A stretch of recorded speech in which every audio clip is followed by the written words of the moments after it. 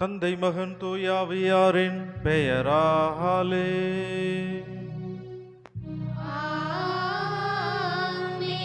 நம் ஆண்டவராகிய இயேசு கிறிஸ்துவின் அருளும் கடவுளின் அன்பும் தூயாவியாரின் தோழமையும் உங்கள் அனைவரோடும் இருப்பதாக.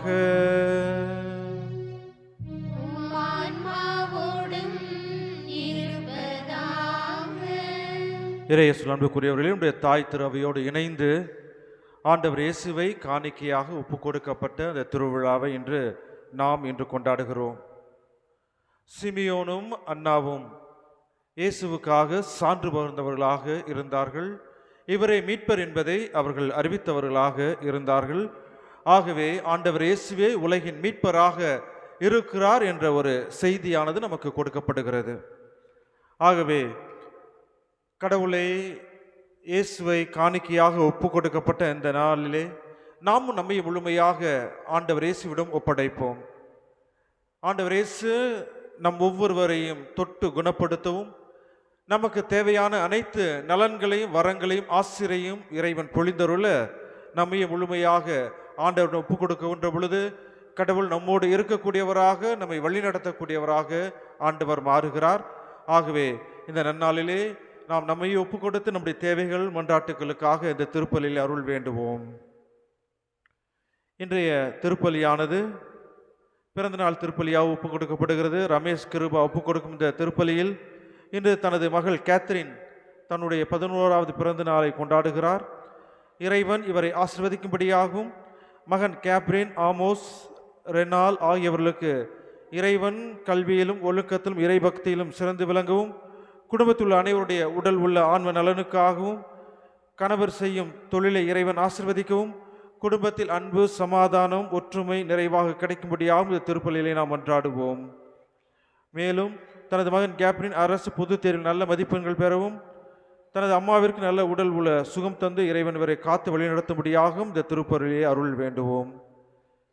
தமிழன் மேரி செய்விக்கும் இந்த நன்றி அறிதல் திருப்பலியில் இறைவன் இதுவரை தமது குடும்பத்தை காத்து வந்தமைக்கு நன்றியாகவும், இனி வரும் காலங்களில் இறைவன் இவர்களை ஆசீர்வதித்து காத்து வரும்படியாகவும், கணவர் பார்க்கும் வேலையை ஆசீர்வதிக்கும்படியாகவும், இன்று பிறந்தநாள் காணும் மகள் மெர்லினை ஆசீர்வதிக்கும்படியாகவும், வேளாண்மை நல்ல பலன் தரும்படியாகவும், பங்கு தந்தையுடைய கருத்துக்கள் நிறைவேற்றும்படியாகவும் நம்முடைய புனிதர் வழியாக அருள் வேண்டுவோம். லேவே மிக்கேல் சேசமால் செய்விக்கும் நன்றி அறிதல் பாடல் திருப்பலியில் இன்று பிறந்தநாள் காணும் மகள் மெர்லினை நிறைவாக ஆசீர்வதித்து காத்து வரும் கிருபைக்காகவும், மகள் பக்தியிலும் ஞானத்திலும் சிறந்து விளங்கும்படியாகவும், மகளின் ஞான பெற்றோரின் திருமண நாளை ஆசீர்வதிக்கும்படியாகவும், அவர்கள் நினைத்த காரியங்கள் நிறைவேறும்படியாகவும், அவர்களுடைய உடல் உள்ள ஆன்ம நலனுக்காகவும், நினைத்த காரியங்கள் நிறைவேறும்படியாகவும், தங்களுடைய அம்மாவுக்கு நல்ல உடல் சுகம் கிடைக்கும்படியாகவும், தங்களுடைய சகோதர சகோதரிய குடும்பங்களை இறைவன் ஆசீர்வதிக்கும்படியாகவும், குழந்தைகளுக்கு தேவ அழைத்தல் கிடைக்கும்படியாகவும் புனித அந்தோனியார் வழியாக இந்த திருப்பலியிலே நாம் அருள் வேண்டுவோம். இந்த திருப்பலியை நாம் தகுந்த முறையில் ஒப்புக் கொடுக்க தடையாக இருக்கின்ற நம்முடைய குற்றங்கள், குறைகள், பாவங்கள், பலவீனங்களை ஏற்று மனம் வருந்தி ஆண்டவருடைய மன்னிப்பை வேண்டுவோம். எல்லாம் வல்ல இறைவனிடமும் சகோதர சகோதரிகளே உங்களிடமும் நான் பாவியை ஏற்றுக்கொள்ளுகிறேன். ஏனெனில் சிந்தனையாலும் சொல்லாலும் செயலாலும் கடமைகள் தவறியதாலும் பாவங்கள் பல செய்தேன். என் பாவமே, என் பாவமே, என் பெரும் பாவமே. ஆகையால் எப்பொழுதும் கனியான தூய மரியாதையும் வான தூதர் புனிதர் அனைவரையும் சகோதர சகோதரிகளே உங்களையும் நம் இறைவனாகிய ஆண்டவரிடம் எனக்காக வேண்டிக் கொள்ள மன்றாடுகிறேன். எல்லாம் வல்ல இறைவன் நம் மீது இரக்கம் வைத்து நம் குற்றம் குறைகளை மன்னித்து நம்மை நிறைவாழ்வை நோக்கி அழைத்து செல்வாராக. ஆமென்.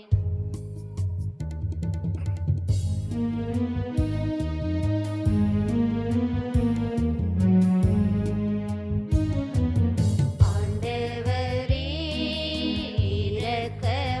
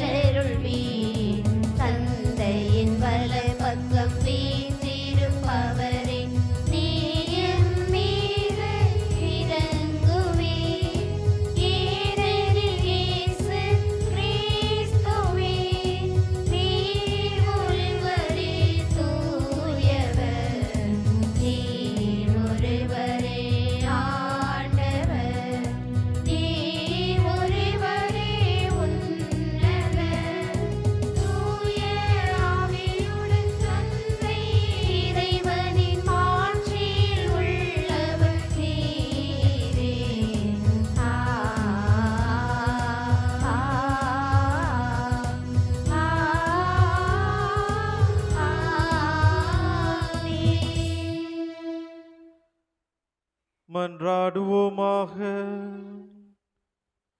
என்றென்றும் உள்ள எல்லாம் வல்ல இறைவா, எங்கள் மனித இயல்பையை தமதாக்கி கொண்ட ஒரே திருமகன் கோவில் அர்ப்பணிக்கப்பட்ட இந்நாள்களில் மாண்புக்குரிய உம்மை தாழ்மையுடன் வேண்டுகின்றோம். அதனால் நாங்களும் அவ்வாறே தூய்மை அடைந்த உள்ளத்துடன் உமக்கு காணிக்கையாகுமாறு அருள்வீராக. உம்மோடு தூயாவியாரின் ஒன்றிப்பில் இறைவனாய் என்றென்றும் வாழ்ந்து ஆட்சி செய்கின்ற எங்கள் ஆண்டவரும் உம் திருமகனுமாகிய இயேசு கிறிஸ்து வழியாக உம்மை மன்றாடுகின்றோம்.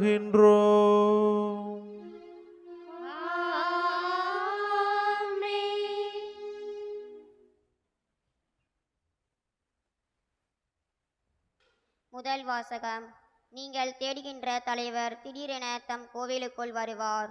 இறைவாக்கினர் மலாக்கி நூலிலிருந்து வாசகம். அதிகாரம் 3, இறை திருவசனங்கள் 1 முதல் 4 முடிய. நீங்கள் தேடுகின்ற தலைவர் திடீரென தம் கோவிலுக்குள் வருவார். இறைவாக்கினர் மலாக்கி நூலிலிருந்து வாசகம். அதிகாரம் 3, இறை திருவசனங்கள் 1 முதல் 4 முடிய. கடவுளாகிய ஆண்டவர் கூறுவது: இதோ நான் என் தூதனை அனுப்புகிறேன், அவர் எனக்கு முன் வழியை ஆயத்தம் செய்வார். அப்பொழுது நீங்கள் தேடுகின்ற தலைவர் திடீரென தம் கோவிலுக்குள் வருவார். நீங்கள் ஆவலுடன் எதிர்பார்க்கும் உடன்படிக்கையின் தூதர் இதோ வருகிறார் என்கிறார் படைகளின் ஆண்டவர். ஆனால் அவர் வரும் நாளை தாங்கக்கூடியவர் யார்? அவர் தோன்றும் போது நிற்க வல்லவர் யார்? அவர் புடமிடுகிறவரின் நெருப்பை போலும் சவலை தொழிலாளியின் சவர்க்காரத்தை போலும் இருப்பார். அவர் புடமிடுபவர் போலும் வெள்ளியை தூய்மைப்படுத்துபவர் போலும் அமர்ந்திருப்பார். லேவியின் புதல்வரை தூய்மையாக்கி பொன் வெள்ளியை போல் அவர்களை புடமிடுவார். அவர்களும் ஆண்டவருக்கு ஏற்புடைய காணிக்கை கொண்டு வருவார்கள். அப்பொழுது பண்டை காலத்தில் முன்னைய ஆண்டுகளில் இருந்தது போல் யூதாவின் காணிக்கையும் எருசலேமின் காணிக்கையும் ஆண்டவருக்கு உகந்தனவாயிருக்கும். இது ஆண்டவர் வழங்கும் அருள்வாக்கு.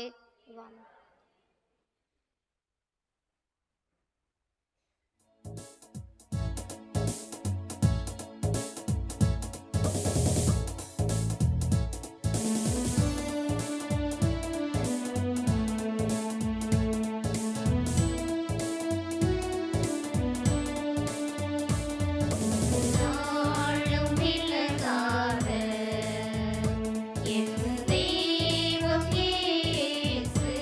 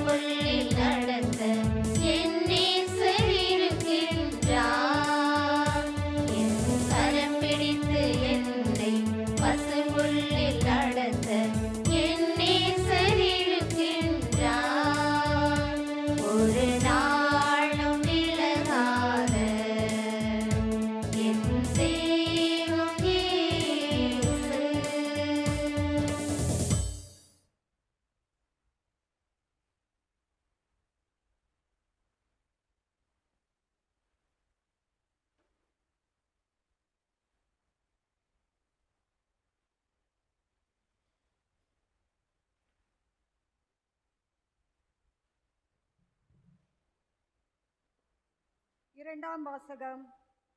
எல்லாவற்றிலும் தம் சகோதரர் சகோதரிகளைப் போல் ஆனார். எபிரேயருக்கு எழுதப்பட்ட திருமுகத்திலிருந்து வாசகம். அதிகாரம் 2, இறை வார்த்தைகள் 14 முதல் 18 வரை. எல்லாவற்றிலும் தம் சகோதரர் சகோதரிகளைப் போல் ஆனார். எபிரேயருக்கு எழுதப்பட்ட திருமுகத்திலிருந்து வாசகம். அதிகாரம் 2, இறை வார்த்தைகள் 14 முதல் 18 வரை. சகோதரர் சகோதரிகளே, ஊனும் இரத்தமும் கொண்ட பிள்ளைகளைப் போல் கிறிஸ்துவும் அதே இயல்பில் பங்கு கொண்டார். இவ்வாறு சாவின் மேல் ஆற்றல் கொண்டிருந்த அலகையை சாவின் வழியாகவே அழித்துவிட்டார். வாழ்நாள் முழுவதும் சாவு பற்றிய அச்சத்தினால் அடிமைப்பட்டு இருந்தவர்களை விடுவித்தார். ஏனெனில் அவர் வானதூதருக்கு துணை நிற்கவில்லை, மாறாக ஆபிரகாமின் வழிமரபினருக்கே துணை நின்றார் என்பது கண்கூடு. ஆதலின் கடவுள் பணியில் அவர் இரக்கமும் நம்பிக்கையும் உள்ள தலைமை குருவாய் இருந்து மக்களுடைய பாவங்களுக்கு கழுவாயாகுமாறு எல்லாவற்றிலும் தம் சகோதரர் சகோதரிகளைப் போல் ஆக வேண்டியதாயிற்று. இவ்வாறு தாமே சோதனைக்கு உள்ளாகி துன்பப்பட்டதனால் சோதிக்கப்படுவோருக்கு உதவி செய்ய அவர் வல்லவர். இது ஆண்டவர் வழங்கும் அருள்வாக்கு.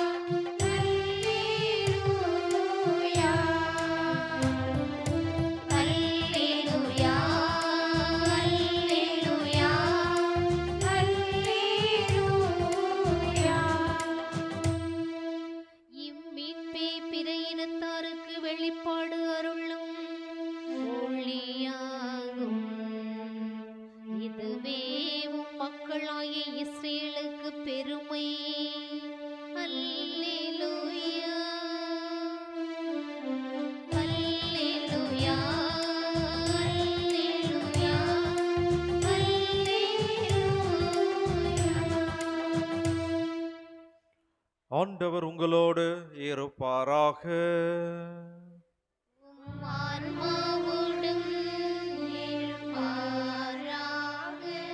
லூக்கா எழுதிய தூய நற்செய்தியிலிருந்து வாசகம்.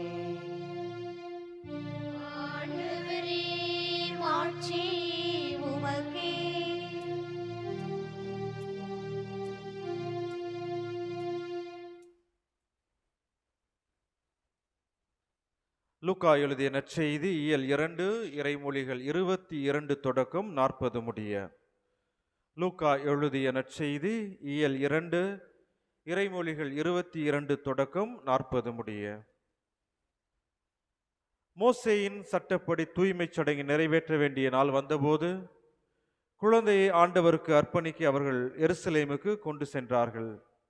ஏனெனில் ஆண் தலைப்பேர் அனைத்தும் ஆண்டவருக்கு அர்ப்பணிக்கப்படும் என்று அவருடைய திருச்சட்டத்தில் எழுதியுள்ளது.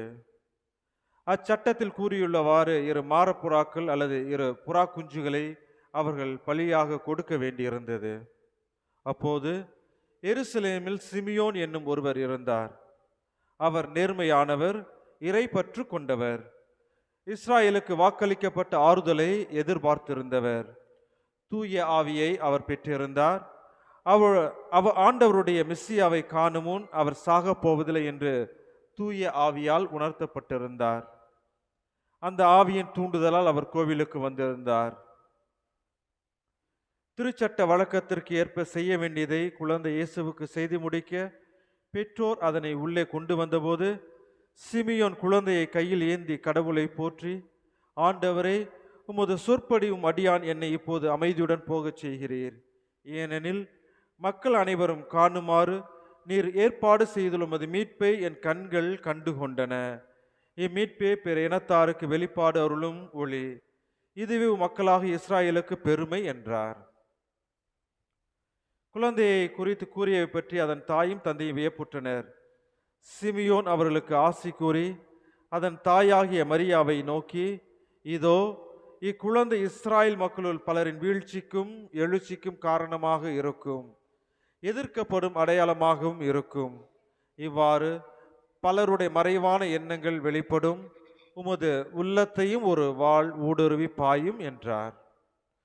ஆசேர் குலத்தைச் சேர்ந்த பானுவேலின் மகளாகிய அன்னா என்னும் இறைவாக்கினர் ஒருவர் இருந்தார்.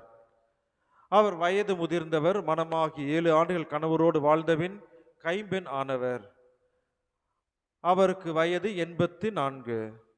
அவர் கோவிலை விட்டு நீங்காமல் நோன்பிருந்து மன்றாடி அல்லும் பகலும் திருப்பணி செய்து வந்தார். அவரும் அந்நேரத்தில் அங்கு வந்து கடவுளை புகழ்ந்து எருசலேமின் மீட்புக்காக காத்திருந்த எல்லாரிடமும் அக்குழந்தையை பற்றி பேசினார். ஆண்டவருடைய திருச்சட்டப்படி எல்லாவற்றையும் செய்து முடித்த பின்பு அவர்கள் கலிலேயாவில் உள்ள தங்கள் ஊராகிய நாசரேத்துக்கு திரும்பிச் சென்றார்கள்.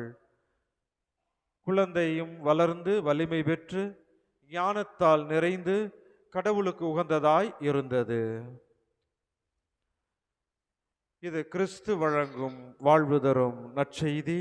கிறிஸ்துவே உமக்கு புகழ்.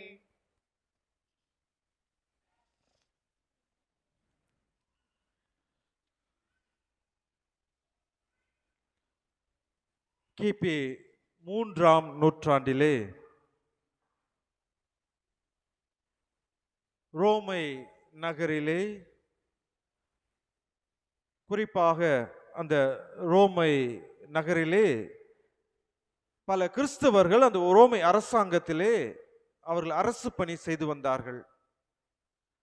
இதை பார்த்த அந்த பேரரசன் கான்ஸ்டான்டின் குரோனியஸ்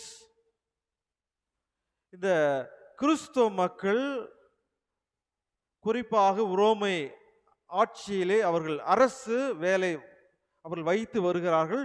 உண்மையிலேயே அவருடைய நம்பிக்கையை பார்க்கின்ற பொழுது மிகவும் ஆண்டவரை போற்றி புகழ்ந்து ஆண்டவருக்காக அர்ப்பணிக்கப்பட்ட ஒரு வாழ்க்கையை அவர்கள் வாழ்ந்து வருகிறார்கள். ஆகவே இந்த கிறிஸ்தவர்களை நான் உண்மையிலேயே இயேசுவை முழுமையாக பின்பற்றுகிறார்களா இல்லையா என்பதை நான் கண்டு உணர வேண்டும் என்று அவர் யோசிக்கிறார். ஆகவே அரசு வேலை பார்ப்பவர்களை பார்த்து சொன்னார், நீங்கள் கிறிஸ்தவர்களாக இருக்கிறீர்கள், ஆகவே உங்களை என்னுடைய அரசாங்கத்திலே வேலைக்கு வைக்க எனக்கு மனமில்லை. ஆனால் உங்களுக்கு 2 வாய்ப்புகள் கொடுக்கிறேன். முதல் வாய்ப்பு, நீங்கள் கிறிஸ்துவை மறுதலித்தால் என்னுடைய அரசவையிலே நீங்கள் வேலைக்கு இருக்கலாம். அல்லது நீங்கள் கிறிஸ்துவை ஏற்றுக்கொண்டு கிறிஸ்துவுக்காக அனைத்தையும் செய்ய வேண்டும் என்று நீங்கள் நினைத்தால் உங்களுக்கு இங்கே வேலை கிடையாது. உங்களுக்கு 2 வாய்ப்புகள் கொடுக்கிறேன், எந்த வாய்ப்பை நீங்கள் தேர்ந்தெடுக்க வேண்டும் என்று நீங்கள் யோசித்துக் கொள்ளுங்கள் என்று அந்த பேரரசன் கான்ஸ்டான்டின் குரோனியஸ் சொல்லுகிறார். பல மக்கள் எங்களுக்கு இயேசுதான் முக்கியம், இயேசு எங்களுடைய வாழ்வின் மையமாக இருக்கிறார், இயேசு எங்களுக்கு அனைத்தையும் செய்யக்கூடியவராக இருக்கிறார், ஆகவே எங்களுக்கு அரசு வேலை தேவையில்லை என்று சொல்லி பலர் அரசு வேலையை துறந்து கிறிஸ்துவை முழுமையாக ஏற்றுக்கொள்கிறார்கள். ஆனால் அதிலும் ஒரு சொற்ப பேர் இருக்கிறார்கள், நாங்கள் கிறிஸ்துவை மறுதலிக்கிறோம், இயேசுவை மறுதலிக்கிறோம், எங்களுக்கு அரசு வேலை வேண்டும் என்று அவர்கள் கிறிஸ்துவை மறுதலிக்கிறார்கள். இதை பார்த்த அந்த பேரரசன் சொல்லுகிறான், உண்மையிலேயே நீங்கள் கொண்டிருக்கக்கூடிய நம்பிக்கை, ஆண்டவர்பால் இயேசுபால் கொண்டிருக்கக்கூடிய பற்றுறுதி என்னை மிகவும் பாதிக்கிறது. ஆகவே கிறிஸ்துவை முழுமையாக ஏற்றுக்கொண்டவர்களுக்கு நான் மீண்டும் நீங்கள் எந்த பதவி வகித்தீர்களோ அதே அரசு வேலையை, அதே பதவியை உங்களுக்கு நான் கொடுக்கிறேன் என்று சொல்லிவிட்டு யாரெல்லாம் கிறிஸ்துவை மறுதலித்தார்களோ அவர்களை வேலையை விட்டு நீக்கியதாக வரலாறு சொல்லுகிறது. அர்ப்பணிப்போடு இருக்கின்ற பொழுது அந்த அர்ப்பணிப்பு நம்மை கடவுளை நோக்கி இட்டு சொல்லுகிறது. அதுதான் இன்றைய திருவிழா நமக்கு சுட்டி காட்டுகிறது. ஆண்டவர் இயேசுவை கோவிலில் காணிக்கையாக அர்ப்பணிக்கப்பட்ட அந்த விழாவை நாம் இன்று கொண்டாடுகிறோம். அந்த அர்ப்பணிக்கப்பட்ட அந்த விழாவை பற்றி நாம் சிந்திக்கின்ற பொழுது 2 நபர்கள் இன்றைய நற்செய்தியிலே நமக்கு சுட்டி காட்டப்படுகிறார்கள். ஒன்று சிமியோன் என்கிறவர், 2வது அன்னா என்கின்ற 2வது நபர். இருவருமே மீட்பருக்காக காத்து கொண்டிருந்தார்கள். இஸ்ராயலுடைய வரலாற்றை பார்க்கின்ற பொழுது இஸ்ராயல் சமூகம் ஒரு அடிமைப்பட்ட சமூகம், ஒரு யூத சமூகம் என்பது ஒரு அடிமைப்பட்ட சமூகமாக இருந்தது. நம்முடைய முதல் ஏற்பாட்டு நூலை வாசிக்கின்ற பொழுது முதல் ஏற்பாட்டு நூலிலே, அதுவும் குறிப்பாக விடுதலை பயண நூலிலே, இஸ்ராயல் மக்கள் எகிப்திலே அடிமைகளாக இருந்தார்கள். மோசே அவர்களை அடிமைத்தனத்திலிருந்து மீட்டு வந்து அந்த வாக்களிக்கப்பட்ட அந்த கானான் நாட்டிற்கு அழைத்து வருவதாக நாம் பார்க்கிறோம். அதே நேரத்தில் அந்த இஸ்ராயல் மக்கள் தவறுக்கு மேல் தவறுகளையும் குற்றங்களுக்கு மேல் குற்றங்களையும் இழைக்கின்ற பொழுது கடவுள் இறைவாக்குனர்களை அனுப்பி அவர்களை நேர்வழிப்படுத்துகிறார். ஆனால் அவர்கள் தொடர்ந்து தவறு செய்கிறார்கள். ஆகவே அவர்கள் நாடு கடத்தப்படுகிறார்கள். பாபிலோனுக்கு, பாரசீகம் என்று பல நாடுகளுக்கு அவர்கள் நாடு கடத்தப்பட்டு சிதறடிக்கப்படுகிறார்கள். ஆனால் கடவுள் அவர்களை மீண்டும் அழைத்து வரக்கூடியவராக இருக்கிறார். ஆண்டவர் இயேசுடைய காலத்திலும் நாம் பார்க்கின்ற பொழுது, இயேசுடைய காலத்தில் இந்த இஸ்ராயல் யூத சமூகமானது ரோமைய ஆட்சிக்கு அவர்கள் அடிமைப்பட்ட சமூகமாக இருந்தது. ஆகவே தங்களை மீட்பர் வருவார் என்று அவர்கள் காத்து கொண்டிருக்கக்கூடிய அந்த காலம். ஆகவே அவர்கள் எதிர்பார்க்கக்கூடிய அந்த மீட்பர் வாளேந்தி போர் புரியக்கூடிய தாவீது அரசனை போல ஒரு அரச மெசியாவாக வருவார் என்று அவர்கள் எதிர்பார்த்தார்கள். அது அப்படி நடக்கவில்லை. அது எப்படி நடந்தது? ஆண்டவர் இயேசு ஏழையாக மாட்டுக்கொட்டிலே பிறந்த ஒரு மீட்பராக அவர் இருக்கிறார். ஆகவேதான் அவரை காணிக்கையாக ஒப்பு கொடுக்கின்ற பொழுது சிமியோனும் அன்னாவும் பார்க்கிறார்கள், இவரே மீட்பர் என்பதை அவர்கள் முழுமையாக ஏற்றுக்கொள்கிறார்கள். ஆகவேதான் அந்த சிமியோன் சொல்லுகிறார், குழந்தையை கையிலேந்தி ஆண்டவரை போற்றி சொல்லுகிறார், ஆண்டவரை உமது சொற்படி உமது அடியான் என்னை அமைதியோடு போகச் செய்யும், ஏனெனில் நாம் அனைவரும் காணுமாறு நீர் ஏற்பாடு செய்துள்ள உமது மீட்பை என் கண்கள் கண்டு கொண்டன. ஆண்டவரை அவர் பார்த்தார்கள், ஆண்டவருடைய பிரசன்னத்தை அவர்கள் உணர்ந்து பார்த்தார்கள். ஆகவே இவரே மீட்பர் என்பதை அவர்கள் தங்களுடைய வாழ்க்கையிலே புரிந்து கொண்டார்கள். ஆகவே இன்றைய திருவிழா நமக்கு என்ன சொல்லுகிறது?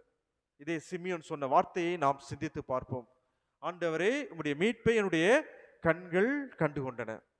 நாம் எப்படியெல்லாம் கடவுளை பார்க்க முடியும்? கடவுளை பார்க்க முடியுமா?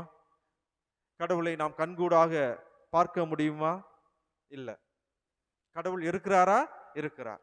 கடவுள் இருக்கிறார். கண்ணுக்கு புலப்படாத இடத்திலே கடவுள் இருக்கிறார். ஆனால் கடவுள் தன்னுடைய இறை பிரசன்னத்தை ஒவ்வொரு நாளும் நமக்கு கொடுக்கக்கூடியவராக கடவுள் இருக்கிறார். ஆகவே கடவுளுடைய இறை பிரசன்னத்தை நாம் அனுபவித்துக் கொண்டிருக்கிறோம். இங்கே கடவுளுடைய இறை பிரசனம் இருக்குதா? இருக்கு. எங்க இருக்கு? நற்கருணை பேழையிலே கடவுள் பிரசன்னமாக இருந்து இங்க இருக்கக்கூடிய ஒவ்வொருவரையும் ஆசீர்வதித்துக் கொண்டிருக்கிறார். இரண்டாவது பார்க்கின்ற பொழுது கடவுளுடைய இறை பிரசன்னம் நம்முடைய மத்தியில இருக்கிறது. அது எப்படி என்று பார்க்கின்ற பொழுது இந்த இறை வார்த்தை வழியாக கடவுள் நம்மோடு பேசிக் கொண்டிருக்கிறார். இறை வார்த்தை வழியாக நம் ஒவ்வொருவரோடும் கடவுள் பேசிக் கொண்டிருக்கக்கூடிய கடவுளாக நம் கடவுள் இருக்கிறார். அதுதான் இறை வார்த்தை நமக்கு வெவ்வேறு விதங்களிலே கொடுக்கப்படுகிறது. இந்த விவிலியத்தை எடுத்து வாசிக்கின்ற பொழுது இறை வார்த்தை கொடுக்கப்படுகிறது. திருப்பலியிலே நாம் பங்கெடுக்கின்ற பொழுது இறை வார்த்தை வாசிக்கப்படுகிறது, இறை வார்த்தை பகிரப்படுகிறது. நாம் இந்த இறை வார்த்தையை பிறருக்கு நாம் சொல்லிக் கொடுக்கின்ற பொழுது அந்த இறை வார்த்தையானது வாழ்வு பெறுகிறது. ஆகவேதான் கடவுளுடைய அந்த இறை வார்த்தையானது உயிருள்ளது, ஆற்றல் வாய்ந்தது, இருபக்கம் வெட்டக்கூடிய கூர்மையான வாளை போன்றது. ஆகவே அந்த உயிருள்ள வார்த்தை நமக்கு வாழ்வை கொடுத்து கொண்டு இருக்கிறது. ஆகவே இவற்றையெல்லாம் செய்கின்ற பொழுது இறுதியாக நாம் சிந்திக்கின்ற பொழுது ஜெபம். ஆண்டவர் இயேசு ஒவ்வொரு முறையும் அதிசயங்களையும் அற்புதங்களையும் செய்கின்ற பொழுது அதை செய்து முடித்த பிறகு அவர் என்ன செய்கிறார்? தனிமையான ஒரு இடத்திற்கு சென்று ஜெபிக்கிறார். தனிமையான இடத்திற்கு சென்று அவர் ஜெபித்து கடவுளுக்கு நன்றி சொல்லுகிறார், அல்லது கடவுளிடமிருந்து அருளை பெற்றுக் கொள்கிறார். ஆகவே நாமும் நம்முடைய வாழ்க்கையிலே ஜெபங்களை செய்கின்ற பொழுது நம்முடைய வாழ்க்கையானது அருள் நிறைந்த வாழ்க்கையாக நம்முடைய வாழ்க்கை மாறுகிறது. அது தனிநபர் ஜெபமாக இருக்கலாம், குடும்ப ஜெபமாக இருக்கலாம், அல்லது ஒரு குழும இறை சமூகமாக வந்து நாம் ஜெபிக்கக்கூடிய ஒரு ஜெபமாக இருக்கலாம். ஆனால் எல்லா ஜெபங்களிலும் கடவுளுடைய இறை பிரசன்னம் இருக்கக்கூடியதாக இருக்கிறது. ஆகவேதான் கடவுள் இயேசு சொல்லுகிறார், எங்கெல்லாம் 2-3 பேர் என் பெயரால் கூடியிருக்கிறார்களோ அவர்கள் மத்தியிலே நான் இருக்கிறேன், என்னுடைய இறை பிரசன்னம் இருக்கிறது. ஆகவே நான் அவர்களுக்கு வாழ்வை கொடுக்கிறேன், அவர்களுக்கு நான் ஆசிரை கொடுக்கிறேன் என்று கடவுள் தன்னுடைய ஆசிரை கொடுக்கக்கூடியவராக நம்முடைய கடவுள் இருக்கிறார். ஆகவே நாம் நம்முடைய வாழ்க்கையிலே அந்த கடவுளுடைய இருப்பை, பிரசன்னத்தை, மீட்பை நாம் கண்டுகொள்ள வேண்டும் என்றால் நாம் திருப்பலியிலே முழுமையாக பங்கெடுக்கக்கூடியவர்களாக இருக்க வேண்டும். அதே நேரத்தில் இறைவார்த்தையை வாசித்து அந்த இறைவார்த்தையை ஏற்று அதற்கேற்ற வாழ்க்கையை நாம் வாழ்கின்ற பொழுதும், இறுதியாக நாம் நம்மை முழுமையாக அந்த ஜெபத்திலே ஒப்பு கொடுக்கின்ற பொழுது கடவுளுடைய இறைப்பிரசன்னம் நம்மளோடு தங்கி நமக்கு அருளையும் ஆசிரியையும் வாழ்வையும் வளத்தையும் அனைத்தையும் கொடுக்கக்கூடியதாக அது இருக்கிறது. இறுதியாக நாம் சிந்திக்கின்ற பொழுது இன்றைய நாளானது த கான்சக்ரேட்டட் லைஃப், அதாவது கடவுளுக்காக தன்னையே அர்ப்பணிக்கப்பட்ட, திருநிலைப்படுத்தப்பட்ட ஒவ்வொருவருக்கான நாளாக இன்றைய நாள் இருக்கிறது. ஆகவே நம்முடைய இந்த இறை சமூகத்திலிருந்து பலர் குருக்களாக, கன்னியர்களாக சென்றிருக்கிறார்கள். ஆகவே அவர்களுக்காக நாம் ஜெபிப்பது நம்முடைய கடமையாக இருக்கிறது. ஏனெனில் அவர்கள் தங்களுடைய வாழ்க்கையை கடவுளுக்கு அர்ப்பணித்தவர்களாக அவர்கள் இருக்கிறார்கள். ஆகவே நம்முடைய இறை சமூகத்திலிருந்து சென்ற ஒவ்வொருவருக்காகவும் நாம் சிறப்பாக அருள் வேண்டுவோம். அவர்கள் செய்யக்கூடிய பணிகளை இறைவன் ஆசீர்வதிக்கும்படியாகவும், தொடர்ந்து இறைவன் அவர்களை தங்களுடைய கருவியாக மாற்றி அந்த இறை திட்டத்தை, இறை மீட்பை இந்த மண்ணிலே முழுமையாக செயல்படுத்துவதற்கு இறைவன் அவர்கள் ஒவ்வொருவரையும் ஆசீர்வதிக்கவும் இந்த திருப்பலியிலே நாம் தொடர்ந்து அருள் வேண்டுவோம்.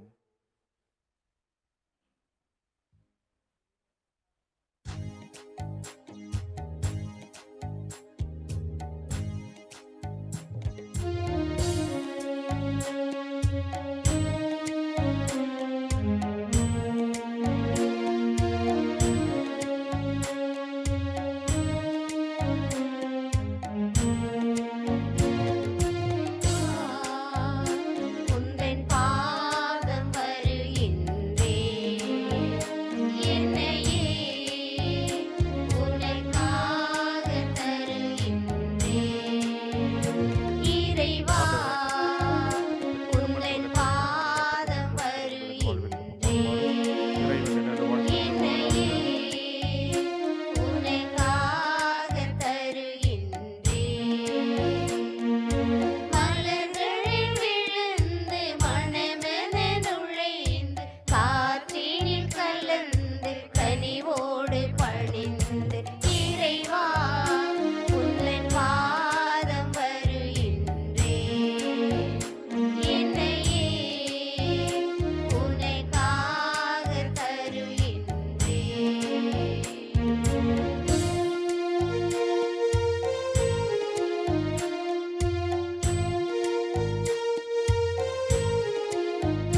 பசி உள்ளோர்க்கு உணவாக நான் இருப்பேன், உடை இல்லாத எளியோர்க்கு உடையளிப்பேன்.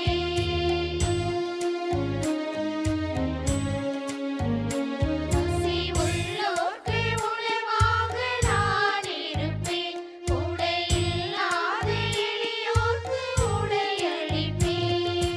விழுந்தவரை தூக்கிடுவேன், இங்கு நலிந்தவரின் துணையிருப்பேன். இதுவே நான் தரும் காணிக்கை, இறைவா உந்தன் பாதம் வருகின்றே, என்னையே உனக்காக தருகின்றே. இறைவா உந்தன் பாதம் வருகின்றே, என்னையே உனக்காக தருகின்றே. அன்பார்ந்த வெளி மகிழ்வோடு நாம் ஒப்புக் கொடுக்கக்கூடிய திருப்பலியானது எல்லாம் வல்ல தந்தையாகிய இறைவனுக்கு ஏற்றதாகும்படி மன்றாடுங்கள். ஆண்டவர் தமது பெயரின் புகழ்ச்சிக்காகவும் ஆட்சிக்காகவும் நமது நன்மைக்காகவும் புனித திரு அவை அனைத்து நலனுக்காகவும் மது கையிலிருந்து பலியை ஏற்றுக்கொள்வாராக. ஆண்டவரே, உலகு வாழ்வு பெற ஒரே திருமகன் மாசற்ற செம்மறியாக அர்ப்பணிக்கப்பட வேண்டும் என்று திருவுளமானீரே. திரு அவை அக்களிப்புடன் ஒப்பு கொடுக்கும் இக்காணிக்கை உமக்கு உகந்ததாயிருக்க அருள்வீராக. என்றென்று வாழ்ந்து ஆட்சி செய்கின்ற அவர் வழியாக உம்மை மன்றாடுகின்றோம்.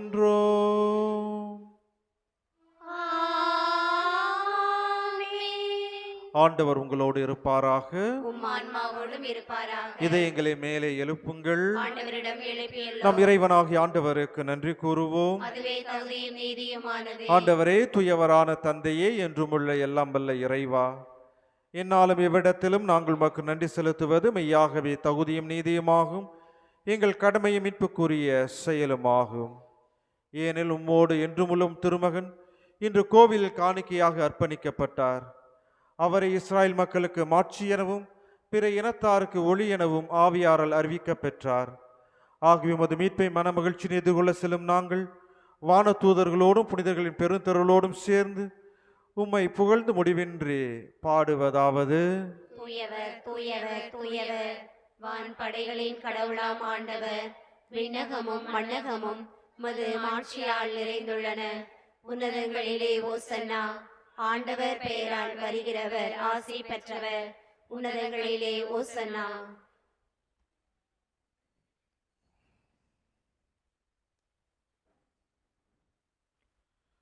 ஆண்டவரே, நீர் மெய்யாகவே தூயவர், தூய்மை அனைத்துக்கும் ஊற்று.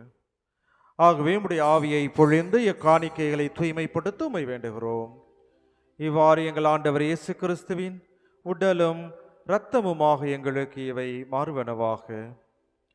அவர் பாடுபட உளம் கனிந்து தம்மை கையளித்த போது அப்பத்தை எடுத்து நன்றி செலுத்தி அதை பிட்டு தம் சீடர்களுக்கு அளித்து அவர் கூறியதாவது: அனைவரும் இதிலிருந்து பெற்று உண்ணுங்கள், ஏனெனில் இது உங்களுக்காக கையளிக்கப்படும் என் உடல்.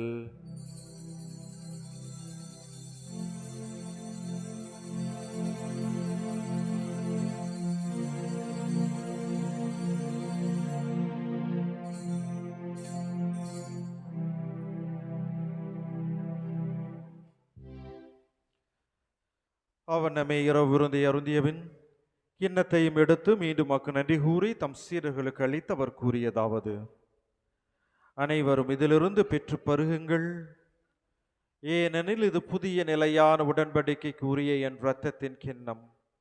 இது பாவ மன்னிப்புக்கென்று உங்களுக்காகவும் பலருக்காகவும் சிந்தப்படும். இதை என் நினைவாக செய்யுங்கள்.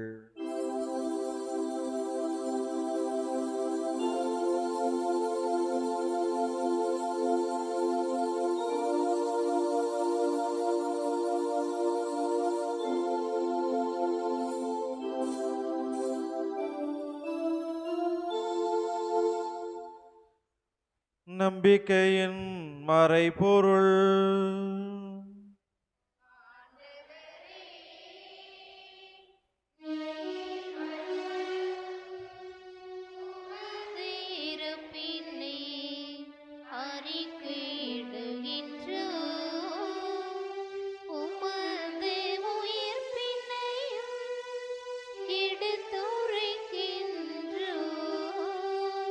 ஆகவே ஆண்டவரே, நாங்கள் கிறிஸ்துவின் இறப்பினையும் உயிர்ப்பினையும் நினைவு கூர்ந்து வாழ்வு தரும் அப்பத்தை மீட்பளிக்கும் கிண்ணத்தையும் ஒப்புக் கொடுக்கின்றோம்.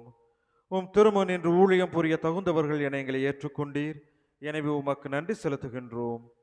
மேலும் கிறிஸ்துவின் உடலிலும் இரத்தத்திலும் பங்கு கொள்ளும் எங்களை தூய ஆவியார் ஒன்று சேர்க்க வேண்டும் என உம்மை தாழ்மையுடன் மன்றாடுகின்றோம். ஆண்டவரே, உலகெங்கும் பரவி இருக்கும்போது திரு அவையை நினைவு கூர்ந்தருளும். எங்கள் திருத்தந்தை பிரான்சிஸ், எங்கள் ஆயர் அந்தோணிசாமி, எல்லா திருநிலையினர் ஆகிய அனைவரோடும் இந்த திரு அவை அன்பில் நிறைவேறச் செய்தருளும். மேலும் உயிர்த்தலும் எது நோக்குடன் துயில் கொள்ளும் எங்கள் சகோதர சகோதரிகளையும் இறந்தோர் அனைவரையும் இரக்கத்துடன் நினைவுகூர்ந்து இது திருமுக ஒளியினுள் ஏற்றருளும். எங்கள் அனைவர் மீதும் இரக்கமாயிரும். கடவுளின் கன்னி தாயான புனித மரியா, அவருடைய கணவரான புனித யோசேப்பு, புனித திருத்தூதர்கள், இவ்வுலகில் நமக்கு உகந்தவராயிருந்தோர் ஆகிய தூயவர் அனைவருடனும் நாங்கள் நிலை வாழ்வில் பங்கு கொள்ளும் தொகுதி பெற்று உம் திருமகன் இயேசு கிறிஸ்து வழியாக உம்மை புகழ்ந்தேத்து வரமருள உம்மை மன்றாடுகின்றோம். இவர் வழியாக இவரோடு இவரில் எல்லாம் வல்ல இறைவனாகிய தந்தையே, தூயாவியாரின் ஒன்றிப்பில் எல்லா புகழும் மாட்சியும் என்றென்றும் உமக்கு உரியதே.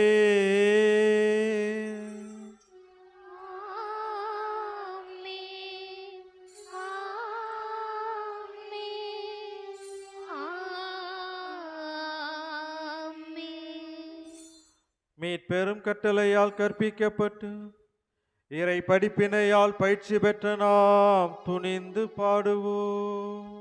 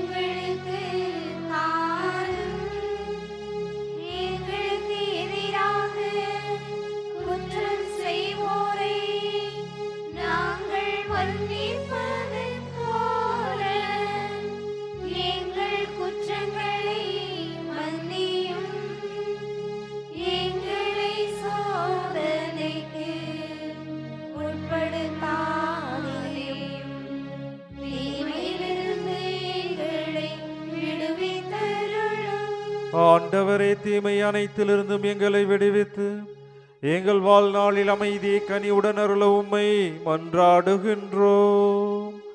உமது இரக்கத்தின் உதவியால் நாங்கள் பாவத்திலிருந்து எப்போதும் விடுதலை பெற்று யாதொரு கலக்கமும் இன்றி நலமாயிருப்போமாக.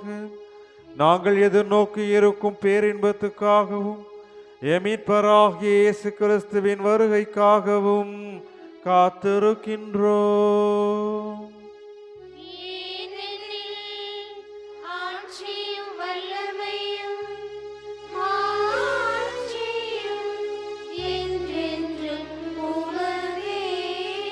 ஆண்டவரே இயேசு கிறிஸ்துவே, அமைதியை உங்களுக்கு விட்டுச் செல்கிறேன், என் அமைதியை உங்களுக்கு அளிக்கிறேன் என்றும் திருத்தூதர்களுக்கு மொழிந்தீரே.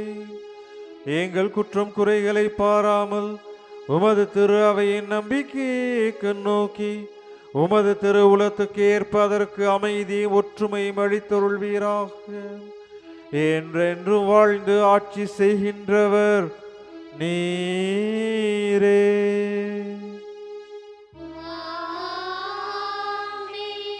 ஆண்டவருடைய அமைதி உங்களோடு என்றும் இருப்பதாக.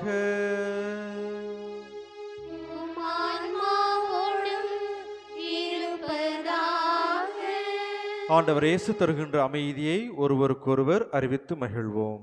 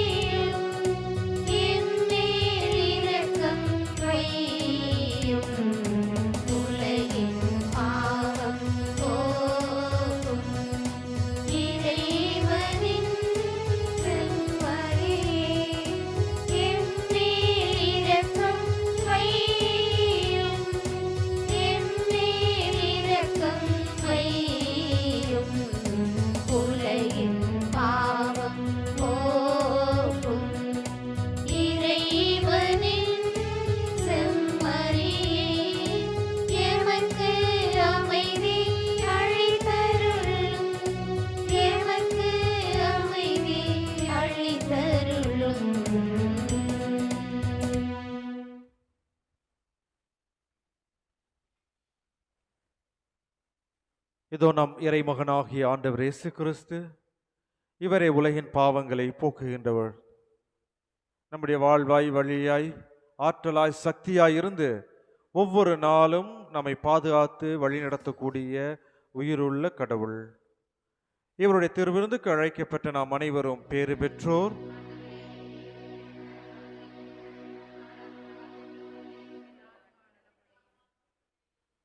கிறிஸ்துவின் திரு உடலும் திரு ரத்தமும் நம்மை காத்து நிறைவாழ்வளிப்பதாக. ஆமென்.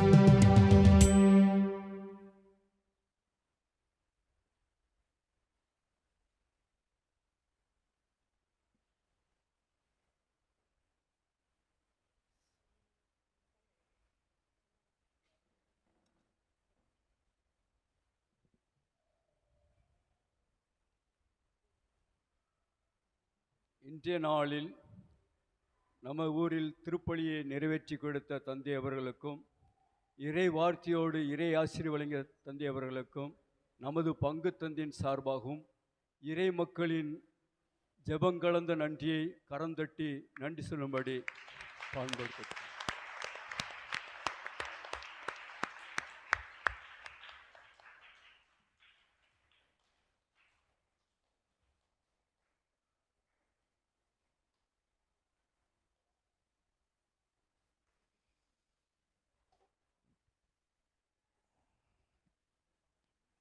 மக்கள் அனைவரும் காணுமாறு நீர் ஏற்பாடு செய்துள்ள உமது மீட்பை என் கண்கள் கண்டு கொண்டன என்கிறார் ஆண்டவர்.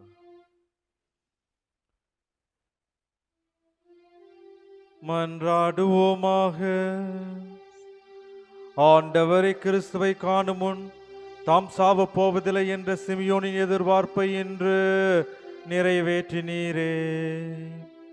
அதனால் நாங்கள் உட்கொண்ட துறவு வழியாக எங்களிடமது அருளை நிறைவு பெறச் செய்வதால் ஆண்டவர் கிறிஸ்துவை எதிர்கொள்ள புறப்படும் நாங்கள் நிலைவாழ்வை அடைய அருள் புரிவீராக. எங்கள் ஆண்டவராகிய கிறிஸ்து வழியாக உம்மை மன்றாடுகின்றோம்.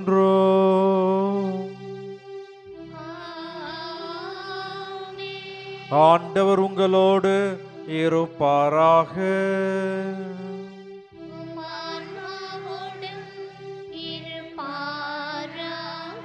எல்லாம் வல்ல இறைவன் தந்தை மகன் தூய ஆவியார் நம்மை ஆசீர்வதிப்பாராக.